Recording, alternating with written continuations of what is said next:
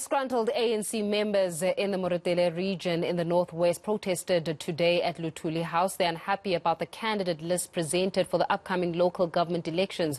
We're currently joined by Duvenhage, who's a political analyst from the Northwest University, to give us some insights on the political contentions or issues in the northwest province. Andre, thank you so much for joining us this evening. I mean, we knew that this issue around the candidate list was going to reach some kind of a pinpoint or pinnacle, so to say, and tomorrow is the deadline for the submissions of those 10,000 names or so. But when we're looking at the state of affairs in the Northwest province, this is further exacerbated by a premier who says that he will resign only after meeting with the president of the country, Cyril Ramaphosa, a premier-elect in the Northwest province who's ready to take control, factionalize African National Congress in the province in itself, and most critically, services that need to get to the people and they're not getting to the people. So what do we make of the situation in the Northwest?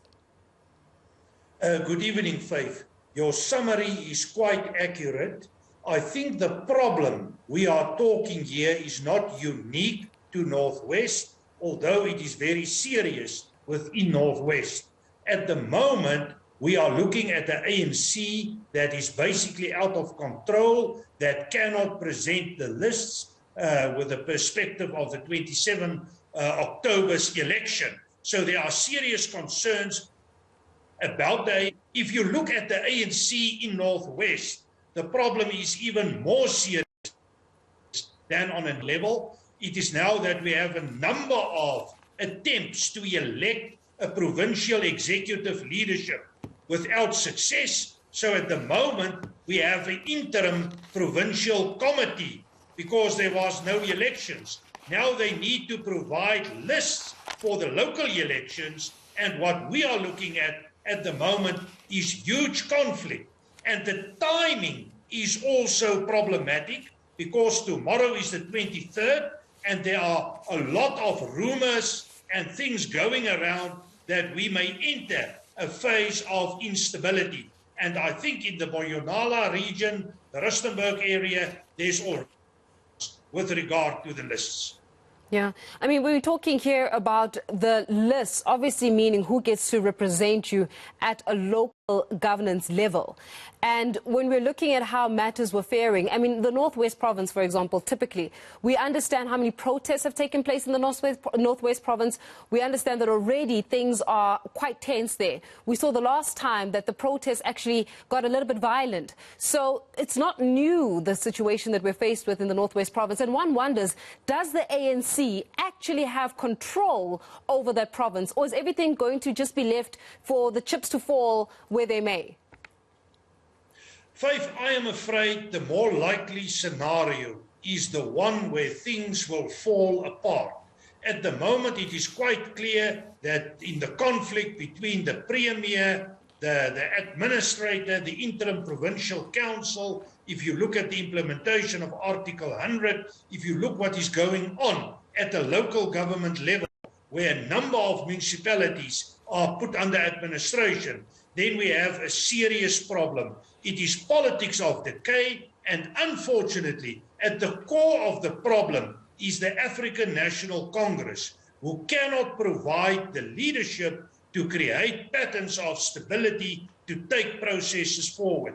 And at the end of the day, the ordinary citizens are paying the price in terms of lack of services and so on. So it is really a concerning situation. But as I mentioned in the beginning, it is not only in Northwest. I'm expecting similar problems in other parts as well. But can the citizens then take back the power? When we're looking at, for example, the election process or the selection process of these candidates, it says that those members who are of the African National Congress, whoever gets nominated will then be presented before the community. The community then gets to decide whether they want a specific individual to represent them or not. So the community has got some level, so to say, of power. But can the community actually exercise their power practically? It's one thing to write a statement as the ANC and say the community is going to decide. It is another thing implementing that process in itself. Faith, you are 100% right. It's not about the theory or the process or the procedure. It's all about the implementation.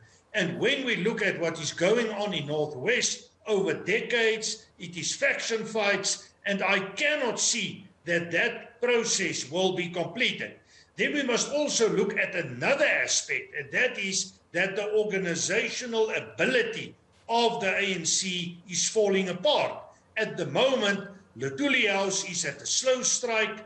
The processes are not working the way it is supposed to work, and time is running out. And it is clear to me, and I know the Constitutional Court still need to decide about the date for the election, but from a practical point of view, it goes to impossible to hold the election on the 27th of October. I think there's a lot of things not in place, and the ANC is at the core of this. I cannot see that they can implement what they said they will implement. In that sense, my conclusion will be the ability of the community to make adjustments in this process is very limited. Andre, we'll leave it there for this evening. Thank you so much for your time, political commentator there, giving us the latest insights on the Northwest Province.